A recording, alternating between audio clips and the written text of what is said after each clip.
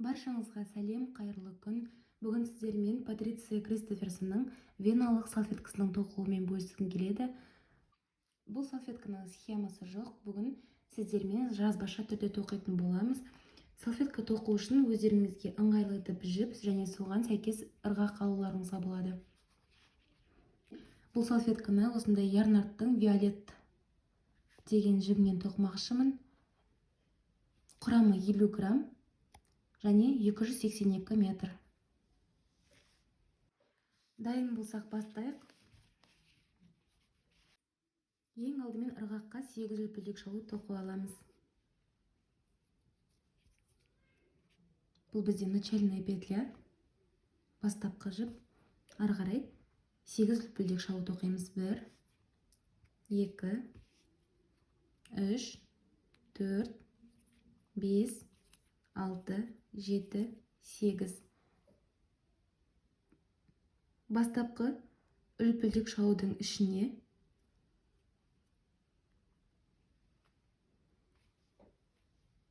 тоқымамызды шеңбер қылып біріктіреміз. Ары қарай бірінші қатарды бастаймыз. Алдымен 3 үлпілдек шалуға көтерілеміз. 1, 2, 3. Бұл 3 үлпілдек шалу бізде бір бос шып қосылған шалудың есебінде жүреді. Содан соң тап осы шеңбердің ішіне 23 бір бос шып қосылған шалуды оқимыз. Барлығы 24 бір бос шып қосылған шалу болу қажет. 2, 3, 4, 5, 6. Бірінші қатардың соңына келдік. Шеңбердің ішіне 24 бір бос шып қосылған шалу тоқып алдық. Ары қарай қатарды бекітеміз. Бастапқы 3-ші үлпілдек шалудың ішіне ырғақты кіргізіп, жіп алып шығамыз, келесі жіптен өткіземіз. Екінші қатарды бастаймыз. Алдымен бір үлпілдек шалуға көтерілеміз. Содан соң төмендегі тап осы столбиктің ішіне жай шалу тоқимыз.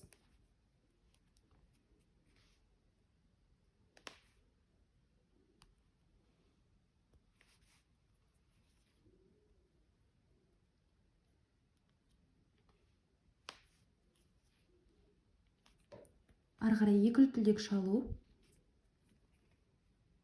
Келесі төменде бір столбик қалдырамыз.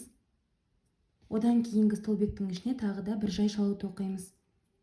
2 үлпілдек шалу. Төмендегі келесі столбикті қалдырамыз. Екінші столбиктің ішіне жай шалу тоқимыз. 2 үлпілдек шалу. Төмендегі столбикті қалдырамыз, бір столбикті. Келесі столбиктің ішіне бір жай шалу тоқимыз. 2 үлпілдек. Төменнен столбик қалдырамыз, келесі столбиктің ішіне жай шалу. Тап осылай қатардың соңына дейін тоқып шығамыз. Екінші қатардың соңына келдік. 2 үлпілдек шалу тоқып аламыз. Содан соң бастапқы жай шалудың ішіне қатарды бекітеміз. Ырғақты кіргізіп, жіп алып шығамыз, келесі жіптен өткіземіз. Екінші қатарда бізде барлығы 12 жай шалу және 12 арк болу қажет. Ары қарай үшінші қатарды бастаймыз. Үшінші қатарды бастаймыз. Алдымен бір үлпілдек шалуға көтерілеміз. Содан соң тап осы төмендегі жай шалудың ішіне 2 жай шалу тоқимыз. 1 және екіншісін тоқимыз. Ары қарай. Одан соң төмендегі қалдырып кеткен столбиктің ішіне 3 бір бос шып қосылған шалудан тұратын рельефный кластер тоқимыз. Бір жіп ораймыз. Төмендегі қалдырған столбиктің арасына ырғақты кіргізіп, бір жіп тоқыдық. Бір жіп ораймыз. Тап осы жерге кластердің екінші столбигі рельефный. Бір жіп ораймыз. Тап осы столбиктің ішіне кластердің үшінші столбигі. Барлығы да рельефный оң столбиктар. бір жіпті бір жіптен өткіземіз. Келесі жай шалудың ішіне тағы да екі жай шалу тоқимыз. Бірінші және екінші жай шалу. Бір жіп ұраймыз. Келесі төмендегі қалдырып кеткен столбиктің ішіне тағы да 3 бір бос жіп қосылған шалудан тұратын рельефный кластер тоқимыз. Бірінші столбикті оқыдық. Екінші столбик рельефтің кластердің үшінші столбигі. Ырғақтай 4 жіп, барлығын бір жіптен өткіземіз. Тап осылай қатардың соңына дейін айналдырып тоқып шығамыз. Үшінші қатардың соңына келдік. Соңғы кластерді тоқып алдық. Енді қатарды бекітеміз. Бастапқы жай шалудың ішіне ырғақты кіргізіп, жіп алып шығамыз, келесі жіптен өткіземіз. Бұл қатарда бізде барлығы 12 кластер және 24 жай шалу. Төртінші қатарды бастаймыз. Алдымен бір үлпілдек шалуға көтерілеміз. Содан соң тап осы төмендегі жай шалудың ішіне жай шалу тоқимыз. Келесі жай шалудың ішіне де тағы да жай шалу тоқимыз. Одан кейін келесі кластердің төбесіне екі жай шалу тоқимыз. 1, 2. Ары қарай келесі екі жай шалудың ішіне әрқайсысына бір-бірден екі жай шалу тоқып алдық. Кластердің төбесіне екі жай шалу тоқимыз. Одан кейінгі екі жай шалудың ішіне бір-бірден жай шалулар тоқимыз. Тап осылай қатардың соңына дейін айналдырып тоқып шығамыз. Төртінші қатардың соңына келдік. Соңғы жай шалуларды тоқып алдық. Ары қарай қатарды бекітеміз. Бастапқы жай шалудың ішіне ырғақты кіргіземіз. Жіп алып шығып, келесі жіптен өткіземіз. Төртінші қатардың соңында бізде барлығы 48 жай шалу болу қажет. Ары қарай бесінші қатарды бастаймыз. Бір үлпілдек шалуға көтерілеміз. Төмендегі тап осы жай шалудың ішіне тағы да бір жай шалу тоқимыз. Одан соң 3 үлпілдек 1, 2, 3. Келесі жай шалуды қалдырамыз. Екінші жай шалудың ішіне бір жай шалу тоқимыз. 3 үлпілдек. Төмендегі жай шалуды қалдырамыз. Біреуін екіншісінің ішіне жай шалу тоқимыз. 3 үлпілдек шалу. Төмендегі бір жай шалуды қалдырамыз. Екінші жай шалудың ішіне жай шалу тоқимыз. 3 үлпілдек шалу. Бір жай шалу қалдырамыз. Екінші жай шалуға жай шалу тоқимыз. Тап осылай қатардың соңына дейін айналдырып тоқып шығамыз. Бесінші қатардың соңына келдік. Барлық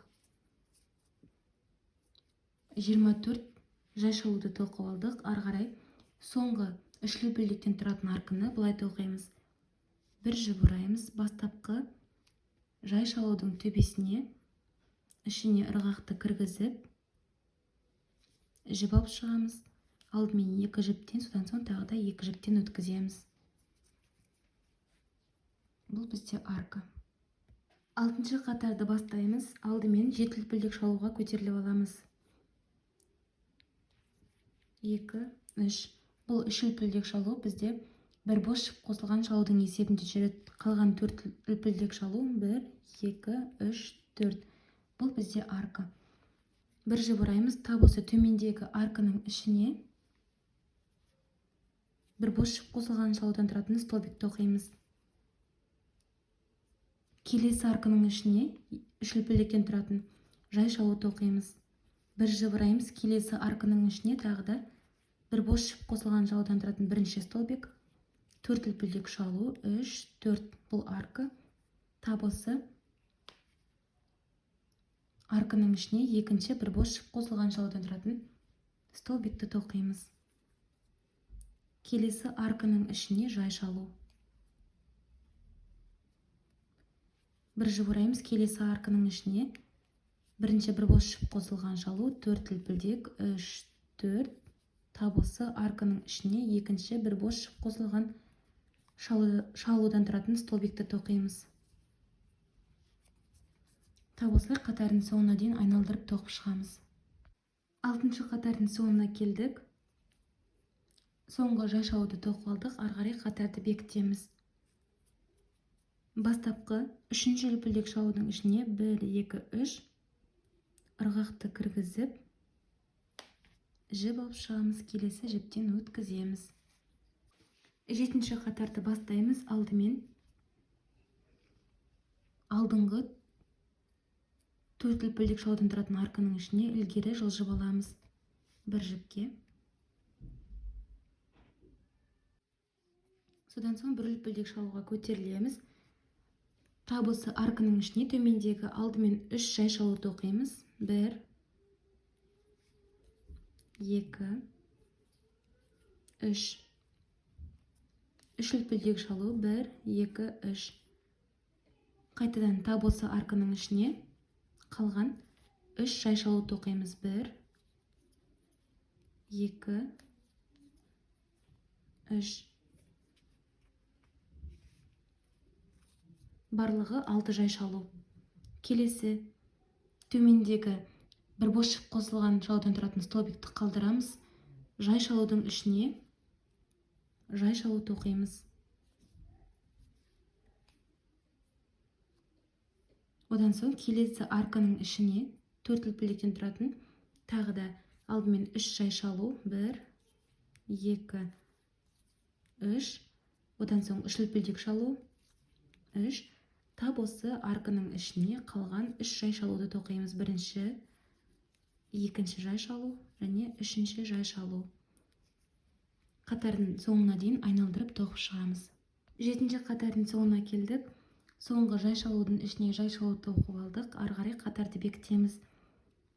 Бастапқы бірінші жай шалудың ішіне ырғақты кіргізіп жіп алып шығамыз. Келесі жіптен өткіземіз. 8-ші қатарды бастаймыз. Алдымен ортадағы 3 үлпілдек шалудың ішіне қарай ілгері жылжып аламыз. Ол үшін екінші жай шалудың ішіне жіпті біріктіреміз. Үшінші жай шалудың ішіне біріктіреміз. Содан соң арканың ішіне жіпті біріктіреміз. Ары қарай 3 үлпілдек шалуға көтерілеміз. 1, 2, 3. Бұл бізде бір бос жіп қосылған шалудың есебінде жүреді. Тап осы арканың ішіне екінші бір бос жіп қосылған шалудан тұратын столбик тоқимыз. 2 үлпілдек шалу. Тап осы арканың ішіне тағы да 2 бір бос жіп қосылған шалудан тұратын столбиктер тоқимыз. Барлығы 4 бір бос жіп қосылған шалудан тұратын столбиктер. Ары қарай 3 үлпілдек шалу. 1, 2, 3. Содан соң төмендегі 3 жай шалуды қалдырамыз. 4-ші жай шалудың ішіне 3 бір бос жіп қосылған шалудан тұратын кластер тоқимыз. Кластердің бірінші столбигі бір жіп ораймыз. Кластердің екінші столбигі тағы да бір жіп орап, кластердің үшінші столбигін тоқимыз. Ырғақта 4 жіп, барлығын бір жіптен өткіземіз. Тағы да 3 үлпілдек. 1, 2, 3. Төмендегі 3 жай шалуды қалдырамыз.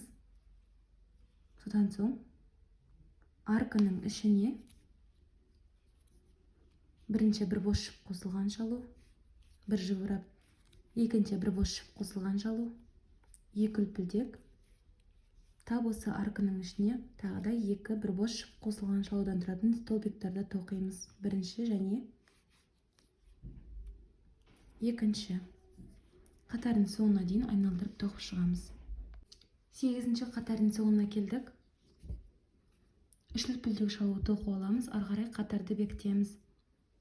Бастапқы 3-ші үлпілдек шалудың ішіне ырғақты кіргізіп жіп алып шығамыз. Келесі жіптен өткіземіз. 9-ші қатарды бастаймыз. Алдымен келесі столбиктің ішіне және арканың ішіне ілгері жылжып аламыз.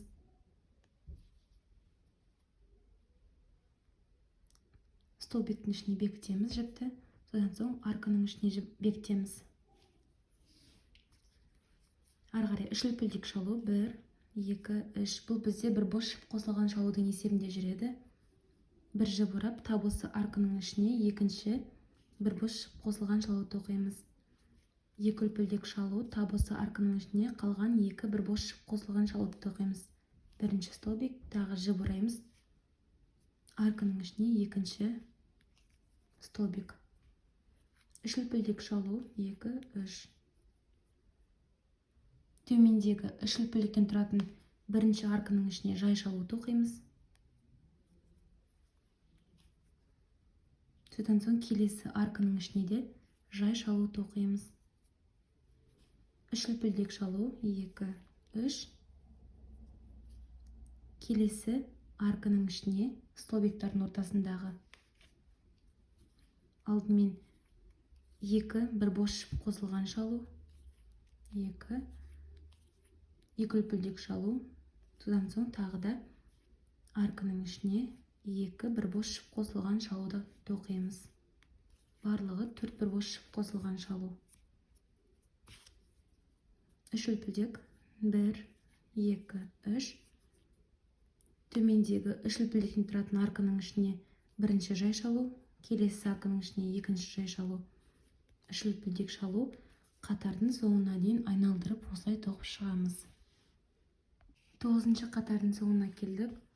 Соңғы 3 үлпілдек шалуды тоқып алдық. Ары қарай қатарды бекітеміз. Бастапқы 3-ші үлпілдек шалудың ішіне ырғақты кіргізіп, жіп алып шығып, келесі жіптен өткіземіз. 10-шы қатарды бастаймыз. Алдымен төмендегі 2 үлпілдіктен тұратын арканың ішіне ілгері жылжып аламыз. Бірінші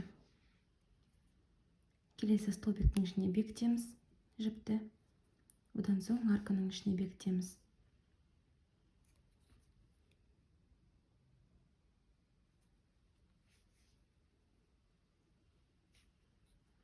Үш үлпілдек шалуға көтерілеміз. Бұл бізде бір бос шып қосылған шалудың есебінде жүреді. Тап осы арканың ішіне екінші бір бос шып қосылған шалуды тоқимыз. 2 үлпілдек шалу, арканың ішіне қалған 2 бір бос шып қосылған шалудан тұратын столбиктарды тоқимыз. Барлығы 4 бір бос шып қосылған шалу, ортасында 2 үлпілдек шалу. 3 үлпілдек, содан соң төмендегі 3 үлпілдектен тұратын арканың ішіне жай шалу тоқимыз. 2 үлпілдек шалу, келесі арканың ішіне жай шалу тоқимыз. 3 үлпілдек, 1, 2, 3. 2 үлпілдектен тұратын арканың ішіне тағы да алдымен 2 бір бос шып қосылған шалудан тұратын столбик, 2 үлпілдек шалу, тап осы арканың ішіне қалған 2 бір бос шып қосылған шалудан тұратын столбикті тоқимыз. 1, 2, 3. Келесі төмендегі арканың ішіне 3 үлпілдектен тұратын жай шалу тоқимыз. 2 үлпілдек шалу, келесі арканың ішіне 3 үлпілдектен тұратын тағы да жай шалу. 3 үлпілдек шалу, тап осылай қатардың соңына дейін айналдырып тоқып шығамыз. 10-шы қатардың соңына келдік. 3 үлпілдек шалу тоқып алдық. Ары қарай қатарды бекітеміз. Бастапқы 3-ші үлпілдек шалудың ішіне ырғақты кіргізіп, жіп алып шығамыз, келесі жіптен өткіземіз. 11-ші қатарды бастаймыз. Алдымен 2 үлпілдек шалудан тұратын арканың ішіне ілгері жылжып аламыз. Столбикқа жылжимыз және арканың ішіне жылжимыз. Ары қарай 3 үлпілдек шалуға көтерілеміз.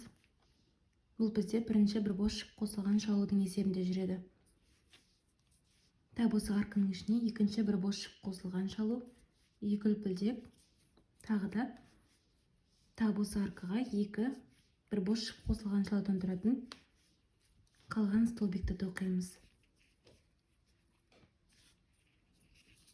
Ары қарай келесі төмендегі 3 үлпілдектен тұратын арканың ішіне 2 жай шалу тоқимыз.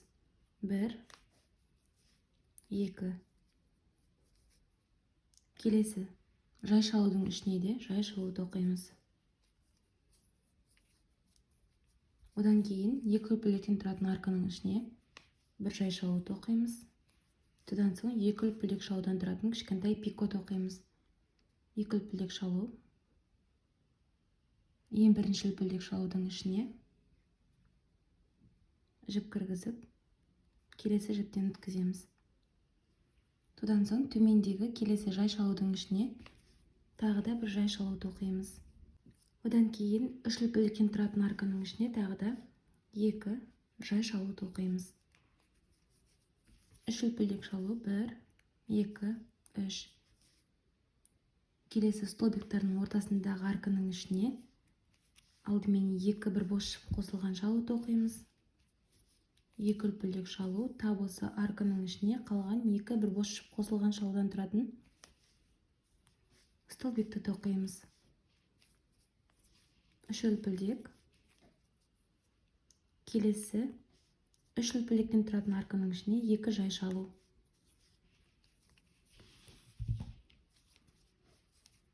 Жай шалудың ішіне бір жай шалуды оқимыз. Ортадағы арканың ішіне бір жай шалуды оқимыз. Содан соң екі үлпілдек шалудан тұратын кішкентай пикот оқимыз.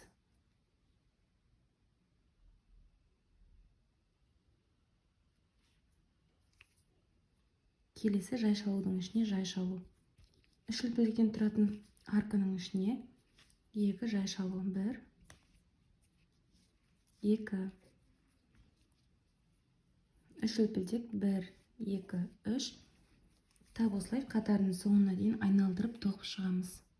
11-ші қатардың соңына келдік. Үш үлпілдек шалуды тоқып аламыз, ары қарай қатарды бекітеміз. Үшінші үлпілдек шалудың ішіне ырғақты кіргізіп, жіп алып шығып, келесі жіптен өткіземіз. 12-ші қатарды бастаймыз. Ең алдымен төмендегі арканың ішіне ілгері жылжып аламыз. Келесі столбиктің ішіне жіпті бекітеміз, одан соң арканың ішіне де жіппен бекітеміз.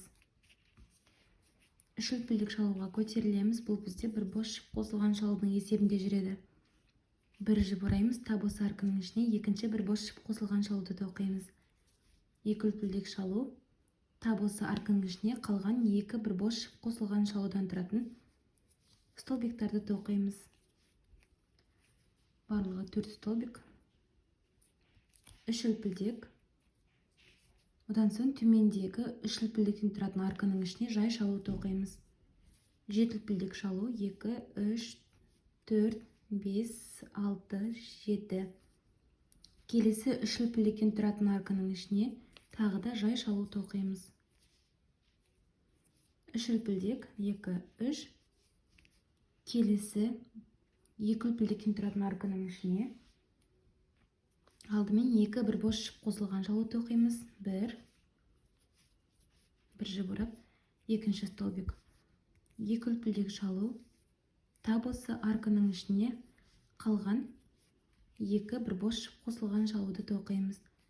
Барлығы 4 бір бос жіп қосылған шалу болу қажет. Қатардың соңына дейін айналдырып тоқып шығамыз. 12-ші қатардың соңына келдік. Үш үлпілдек шалуды тоқып аламыз, ары қарай қатарды бекітеміз. Үшінші үлпілдек шалудың ішіне ырғақты кіргізіп, жіп алып шығамыз. Келесі жіптен өткіземіз. 13-ші қатарды бастаймыз. Алдымен екі үлпілдек шалудан тұратын арканың ішіне ілгері жылжып аламыз. Келесі столбиктің ішіне бекітеміз жіпті, содан соң арканың ішіне де жіп бекітеміз. Үш үлпілдек шалуға көтерілеміз. Бұл бізде бір бос жіп қосылған шалудың есебінде жүреді. Тап осы арканың ішіне екінші бір бос жіп қосылған шалуды тоқимыз. Екі үлпілдек шалу. Тап осы аркаға тағы да екі бір бос жіп қосылған шалудан тұратын столбик тоқимыз. Бір бос жіп қосылған бірінші столбик, екінші бір бос жіп қосылған столбик тоқимыз. Үш үлпілдек шалу.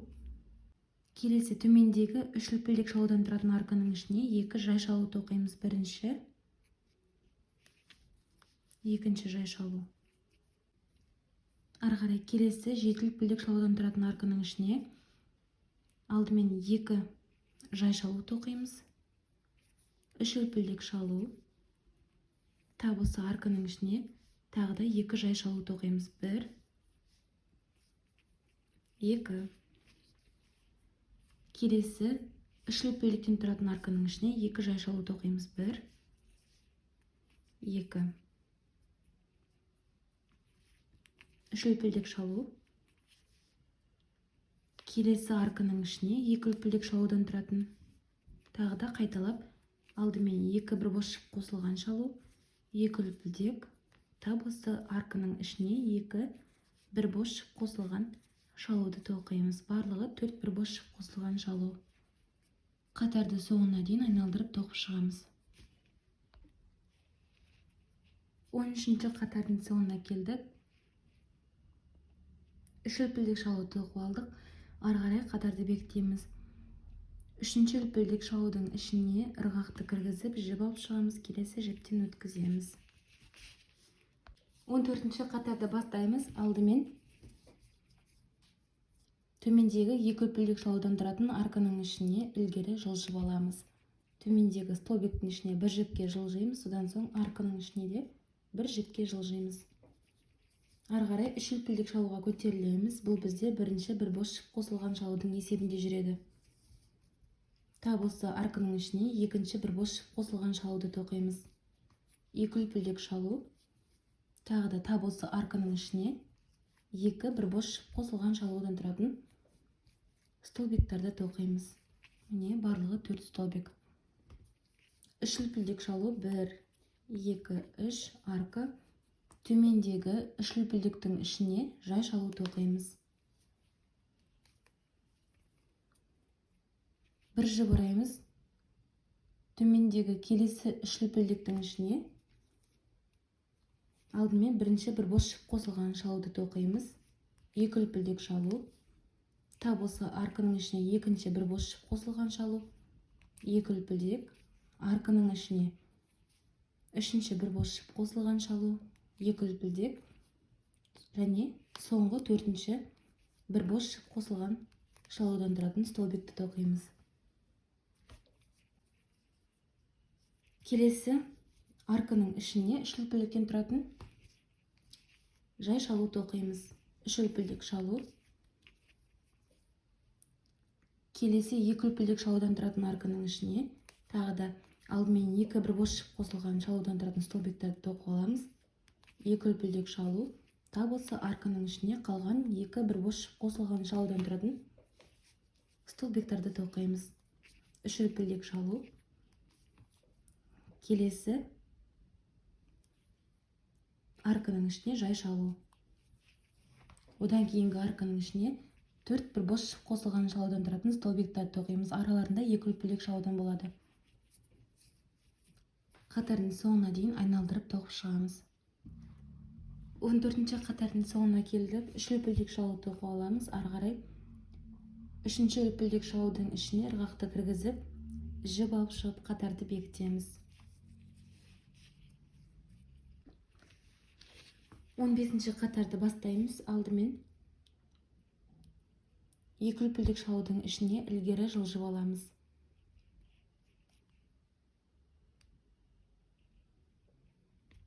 Столбиктің ішіне бір жіпке жылжимыз, содан соң арканың ішіне жылжып аламыз. Үш үлпілдік шалумен көтерілеміз. Бұл бізде бірінші бір бос шып қосылған шалудың есебінде жүреді. Тап осы арканың ішіне екінші бір бос шып қосылған шалу. Екі үлпілдек. Арканың ішіне тағы да екі бір бос шып қосылған шалудан тұратын столбик тоқимыз. Үш үлпілдек. 1, 2, 3. Төмендегі арканың ішіне үш үлпілдектен тұрған жай шалу тоқимыз. Ары қарай келесі екі үлпілдектен тұратын арканың ішіне үш бір бос шып қосылған шалудан тұратын кластер тоқимыз. Кластердің екінші столбигі және үшінші столбигі ырғақты 4 жіп, барлығын бір жіптен өткіземіз. Үш үлпілдек шалу. 1, 2, 3. Келесі ортадағы арканың ішіне екі үлпілдектен тұратын тағы да үш бір бос шып қосылған шалудан тұратын екі кластер тоқимыз. ырғақта 4 жіп, барлығын бір жіптен өткіземіз. 3 үлпілдек.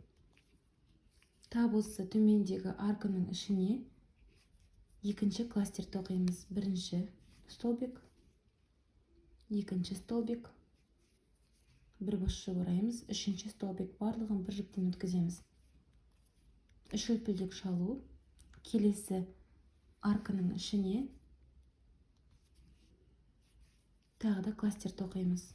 3 бір бос жіп қосылған шалудан тұратын кластер. Барлығы 4 кластер болады.